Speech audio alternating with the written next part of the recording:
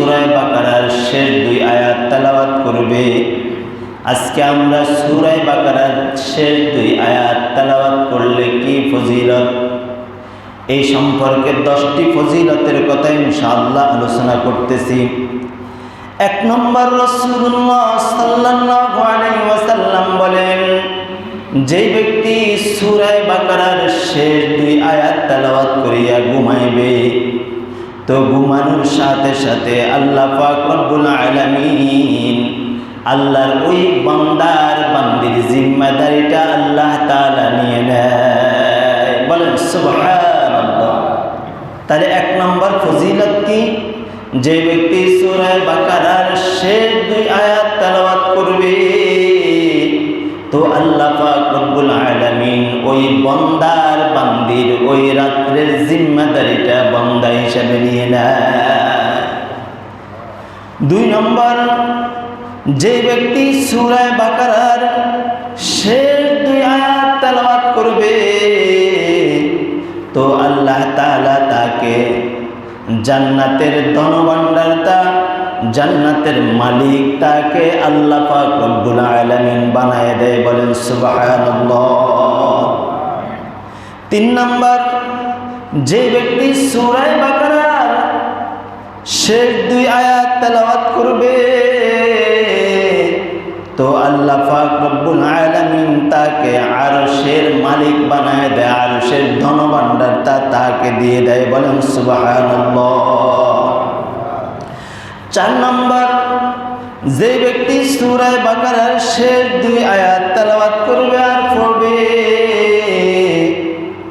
তো ওই রাত্রে, যে ব্যক্তি রাত্রের বেলা তেলাওয়াত করবে, ওই রাত্রে ওই আল্লাহর বান্দার বান্দি 100 রাকাত তাহাজ্জুদ পড়লে যে পরিমাণ তার সওয়াব হতো, আল্লাহ পাক রব্বুল আলামিন তার আমল নামার মধ্যে ওই পরিমাণ সূরা বাকারা তেলাওয়াত পড়ার কারণে 100 রাকাত তাহাজ্জুদের সওয়াব তার আমল নামার মধ্যে দান করে দেয়। বলেন সুবহানাল্লাহ।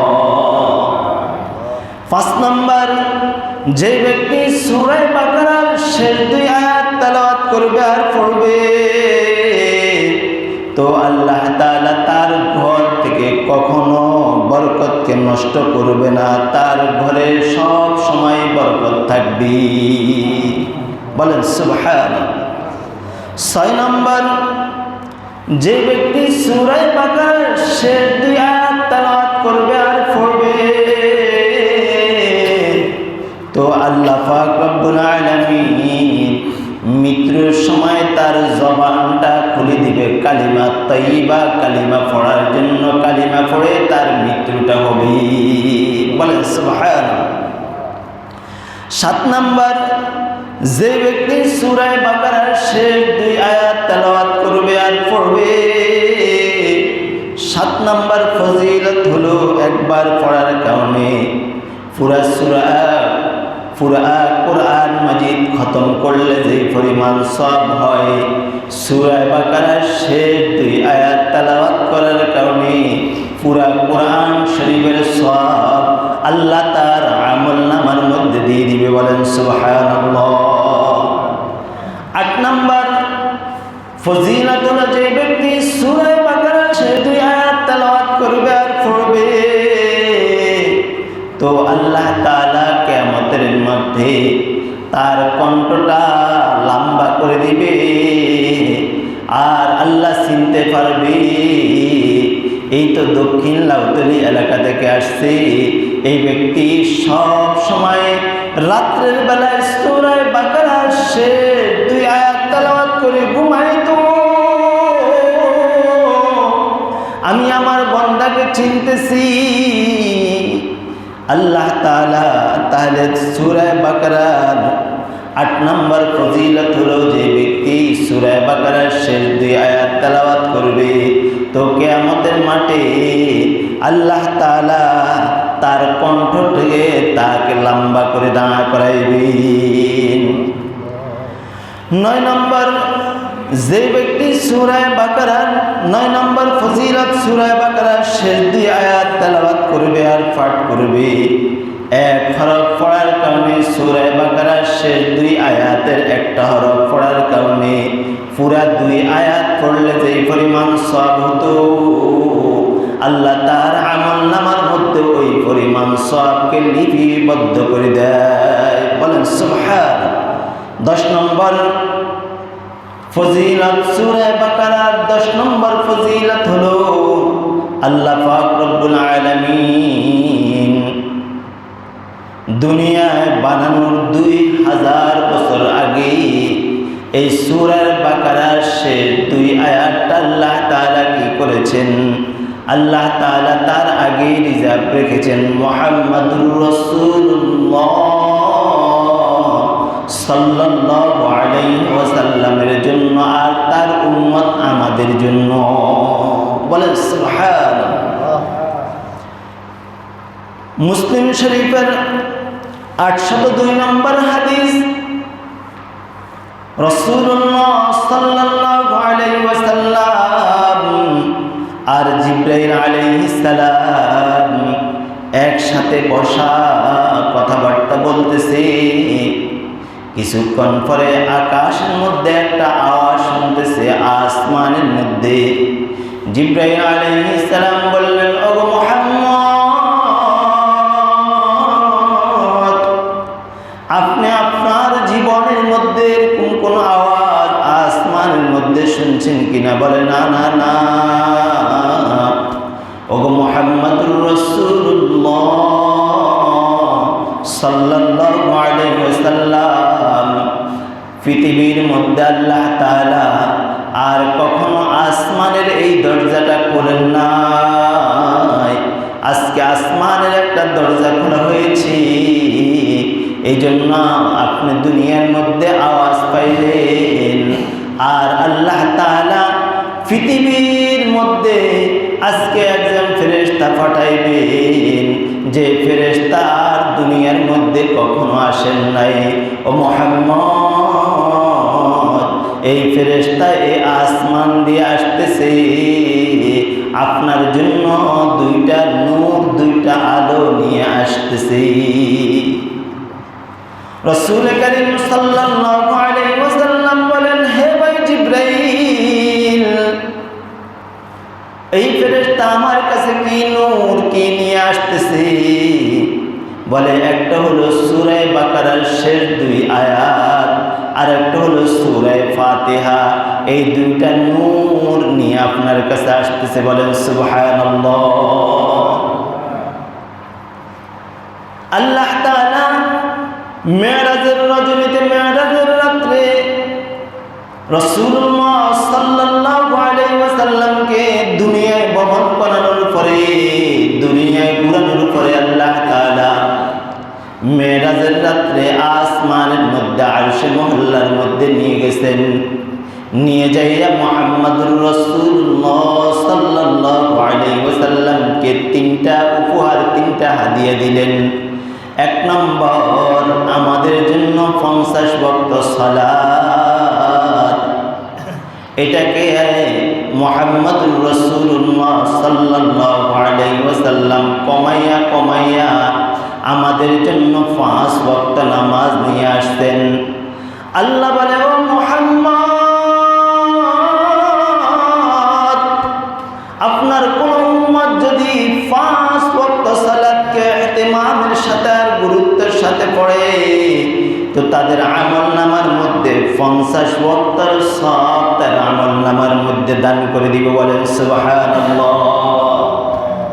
2 নম্বর পুরস্কার, আল্লাহ পাক রব্বুল আলামিন এই সূরা বাকারার শেষ 2 আয়াত 2 নম্বর পুরস্কার দিয়ে দিলেন। 3 নম্বর, ও মুহাম্মদ, আপনার উম্মতদেরকে জানিয়ে দিন, তারা যদি শিরকবিহীন কোনো গুনাহ করে, তো আমি আল্লাহ শিরকবিহীন ওই গুনাহটা তাদের মাফ করে দিব। বলেন সুবহানাল্লাহ।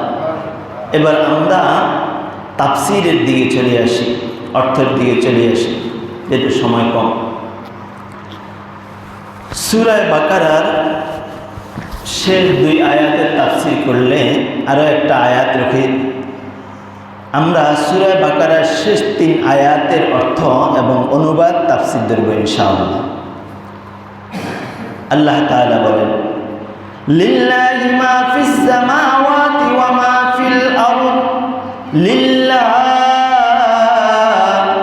যা কিছু আছে, মা ফিস সামা আসমানের মধ্যে, 7 তবক আসমান, তারপর আরশে মহল্লা আল্লাহ পাক রব্বুল আলামিন বানায় রেখেছেন, এগুলা আল্লাহর জন্য।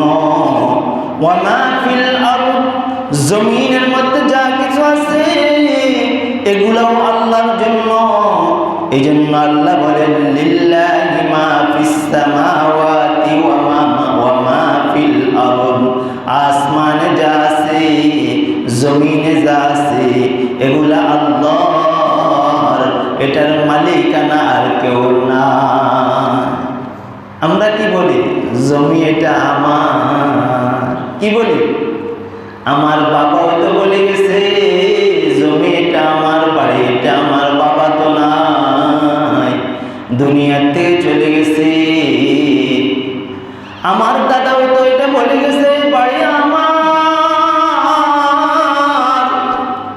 কিন্তু বাড়ি নিয়ে দাদা কবরে যাইতে পারে না। শুধু একমাত্র নেক আমল ছাড়া আর কোনো জিনিস নিতে পারে না। আমি আর আপনি তো বলি এই বাড়ি, এই ঘর, এই গাড়ি, এই নারী সব আমার, কিন্তু আমার ওই জিনিসকে নিয়ে কবরে যাইতে পারবেন কিনা বলেন? পারবেন নি? না না না। কি নিয়ে যাবেন? শুধু নেক আর আমল। যার নেক আমল ভালো হবে তার জান্নাতটা জান্নাতুল ফিরদাউস হয়ে যাবে, আর যার নেক আমল ভালো হবে না সে কিছুই তো পাবে না। এবার আল্লাহ বলেন, ওয়া ইন তুবদু মা ফি আনফুসিকুম আও তুফু ইউহাসিবুকুম বিহিল্লাহ। ওয়া ইন তুবদু, তোমরা প্রকাশ্যে কোন গুনাহ করো, মানুষকে দেখাইয়া তোমরা কোন গুনাহ করো, আবার তোমরা আও তুফু, গোপনে কোন গুনাহ করো। কিছু গুনাহ আমরা প্রকাশ্যে করি, কথা বলছেন, আবার কিছু গুনাহ আমরা গোপনে করি, কিছু গুনাহ আমরা মনে মনে করি। প্রকাশ্যে হাঁটতেছেন, কোনো মহিলার দিকে তাকায় রয়েছেন, অথবা কাউকে গালি দিচ্ছেন, এগুলা প্রকাশ্যে। আর গোপনে আপনি রাত্রে অন্ধকারে আসি কোনো জিনিস করে গেলেন, চুরি করে গেলেন, ডাকাতি করে গেলেন, কাউকে হত্যা করে গেলেন, এগুলা কি গোপনে। মোবাইলে বিয়ে শাদী হয় নাই বা হওয়ার পরও কোনো মহিলার সাথে চ্যাট করতেছে, কথাবার্তা বলতেছে, জেনা হইতেছে, ওগুলা গোপনে, অন্য কেউ জানে না। আল্লাহ বলেন, ওয়া ইন তুবদু মা ফি আনফুসিকুম আও তুফু ইউহাসিবুকুম বিহিল্লাহ। তোমরা প্রকাশ্যে কোন গুনাহ করো, তোমরা গোপনে কোন গুনাহ করো, ইউহাসিবুকুম বিহিল্লাহ, সব জিনিসের হিসাব আমি আল্লাহকে দিতে হবে। আপনি মনে করেন গোপনে যাইয়া রমজান মাসে দোকানে বসে চা খাবো, ডালের বড়া খাবো, বাসায় যাইয়া ভাত খাই নিব, কেউ তো দেখবে না। দেখবে কে? আল্লাহ। আল্লাহ বলে, প্রকাশ্যে কি করো, গোপনে কি করো, সব জিনিসের হিসাব আমি নিব। আমার আপনার মনে এখন কি আছে তাকে জানে বলেন আল্লাহ। তিনি দেখতেছে আমার আর আপনার মনে কি আছে। ফায়াগফিরু লিমান ইয়াশাউ, আল্লাহ বলে আমি যাকে চাই তাকে মাফ করে দিব। ওয়া ইউআযযিবু মান ইয়াশাউ, যাকে চাই আমি তাকে শাস্তি দিব। আল্লাহ যাকে চায় তাকে কি করে দিবে? মাফ করে দিবে। আর যাকে চায় তাকে আল্লাহ শাস্তি দিয়ে দিবে। এটা আল্লাহর ইচ্ছা। আমার আর আপনার এখানে কোনো কথা বলার নাই। কোনো মুশকিল দিলে আল্লাহ মাফ করে দিতে পারে। والله على كل شيء قدير। আল্লাহ বলেন والله على كل شيء قدير, আল্লাহ সব বিষয়ের উপরে ক্ষমতা রাখে। এবার আমরা সূরা বাকারার শেষ 2 আয়াত ধরব। এই শেষ 2 আয়াত, সূরা বাকারার শেষ 2 আয়াতের তাফসীর ধরে আল্লাহ বলেন আমানার রাসূল বিমা উনজিলা ইলাইহি মির রাব্বিহি ওয়াল মুমিনুন। আমানার রাসূল মুহাম্মাদুর রাসূলুল্লাহ সাল্লাল্লাহু আলাইহি ওয়াসাল্লাম যার উপরে ঈমান এনেছে, বিমা উনজিলা যা কিছু তার উপর নাযিল হয়েছে, ইলাইহি মির রাব্বি তার রবের পক্ষ থেকে, ওয়াল মুমিনুন মুমিনরাও ওই কথার উপরে ঈমান এনেছে। কুল্লুন আমানা বিল্লাহ, সবাই আল্লাহর প্রতি ঈমান আনলো। কুল্লুন আমানা বিল্লাহ, সবাই আল্লাহর প্রতি ঈমান আনলো। ওয়া মালাইকাতিহি, ফেরেশতাদের উপরে ঈমান আনলো। ওয়া কুতুবিহি, আল্লাহর দেওয়া কিতাব কোরআনের উপরে কি করেছে? ঈমান এনেছে। ওয়া রুসুলিহি, এবং যত রাসূল আছে সবার প্রতি ঈমান এনেছে। লা নুফাররিকু বাইনা আহাদিন মির রুসুলি, আমরা রাসূলদের মধ্যে কোনো পার্থক্য দেখি না। আদম থেকে শুরু করে মুহাম্মদুর রাসূলুল্লাহ সাল্লাল্লাহু আলাইহি ওয়াসাল্লাম পর্যন্ত যত নবী রাসূলরা ছিল সবার মধ্যে আমরা কোনো পার্থক্য দেখি না। এরা আসছে দুনিয়ার মধ্যে একমাত্র আল্লাহ বলা মানুষদেরকে আল্লাহর দিকে আহ্বান করার জন্য। আল্লাহ দ্বিতীয় কোনো কাজে নবী রাসূলদেরকে পাঠান নাই, একমাত্র আল্লাহ বলা মানুষদেরকে ইসলামের দিকে আহ্বান করার জন্য, ইনভাইট করার জন্য আল্লাহ তাআলা পাঠাইছেন। এই জন্য আমরা রাসূলদের মাঝে কোনো পার্থক্য দেখি না। সকল রাসূল একমাত্র আল্লাহর দিকে আহ্বান করার জন্য দুনিয়ার মধ্যে আল্লাহ তাআলা পাঠাইছেন। লা নুফাররিকু বাইনা আহাদিন মির রুসুলি ওয়া ক্বালু সামি'না, আমরা যা শুনেছি, ওয়া আতা'না, আমরা ওটা মেনে নিয়েছি। গুফরানাকা রাব্বানা ওয়া ইলাইকাল মাসীর, হে আল্লাহ গুফরানাকা, আপনি আমাদের সমস্ত গুনাহকে মাফ করে দেন। রব্বানা, হে আমাদের রব, ওয়া ইলাইকাল মাসীর, আমরা আবার আপনার কাছে প্রত্যাবর্তন করতে হবে, ফিরে যেতে হবে। লা ইউকাল্লিফুল্লাহু নাফসান, শেষ আয়াত সূরা বাকারা 286 নম্বর আয়াত। লা ইউকাল্লিফুল্লাহু নাফসান ইল্লা উসআহা,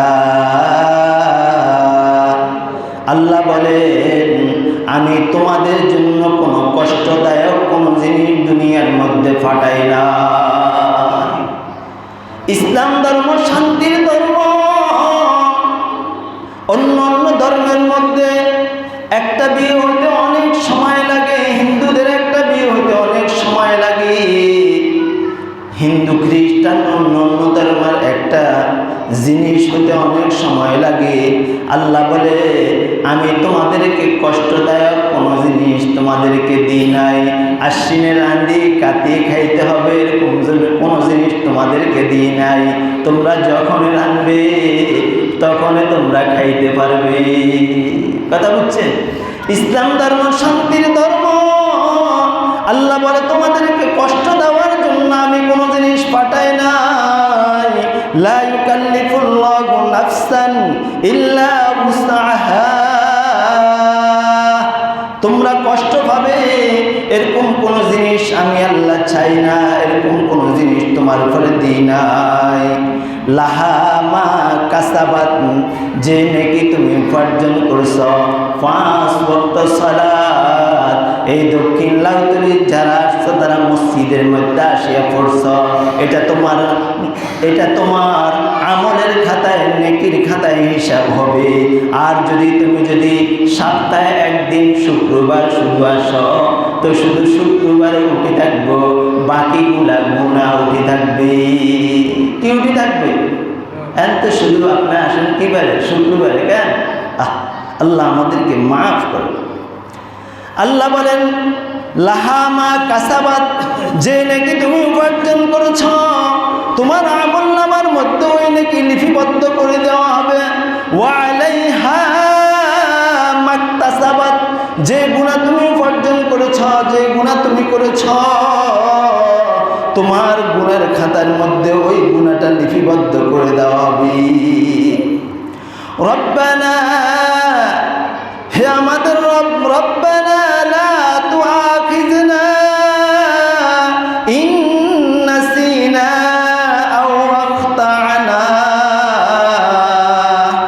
হে আমাদের রব, আমরা ভুলে যা করেছি বা ভুলে করেছি, আও আখতানা, আপনি আমাদেরকে ক্ষমা করে দেন। বলেন সুবহানাল্লাহ। আমার সাথে এটা একবার পড়েন, সময় যাইল।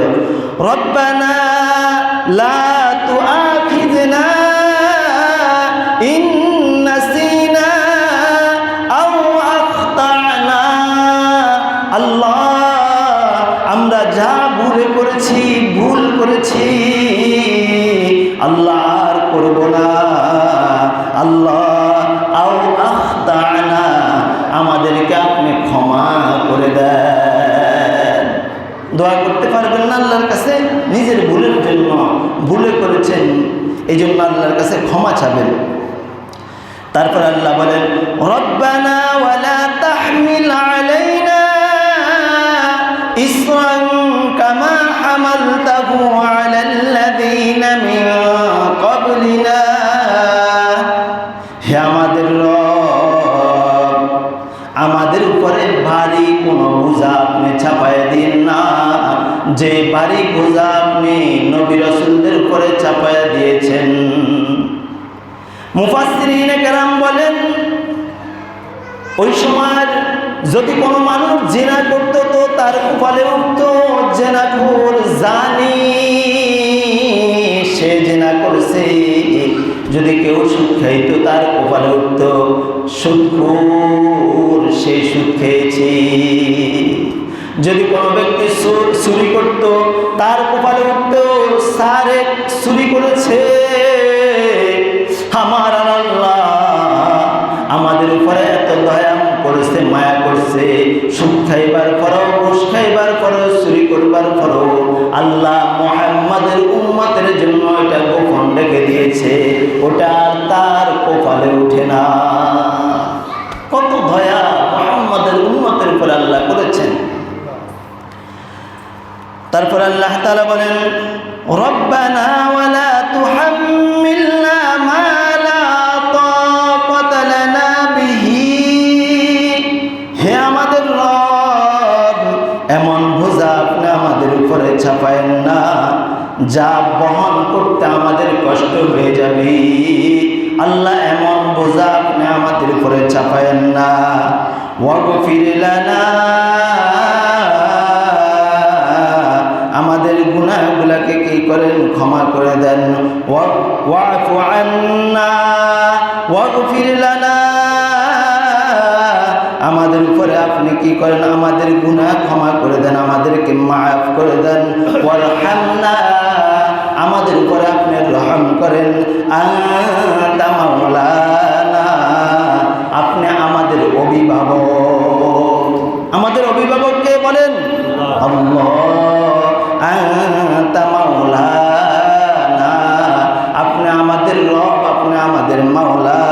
ফানসুরনা আলাল কওমিল কাফিরিন,